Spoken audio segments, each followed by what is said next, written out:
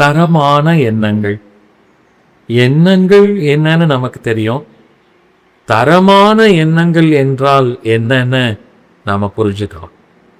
தரமான எண்ணங்கள்னா நம்ம கிட்ட தகுதி உள்ள, நம்ம கிட்ட பாராட்டப்படக்கூடிய, பெருமைப்படக்கூடிய எண்ணங்கள் இருந்தா நாம ரொம்ப பாக்கியசாலி.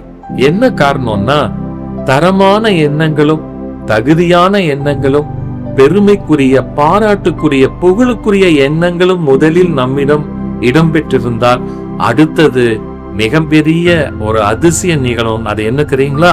செயல் ரீதியாக அந்த தரமான எண்ணங்கள் வெளிப்பட ஆரம்பிக்கும்.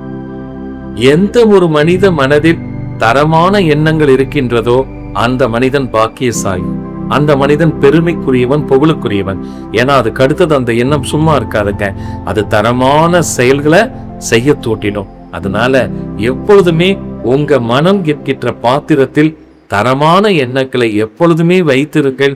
உங்கள் செயல்கள் தரமானதாக மாறும், வாழ்க்கையே மிகச் சிறந்ததாக மாறும். ஆத்ம நமஸ்காரங்கள்.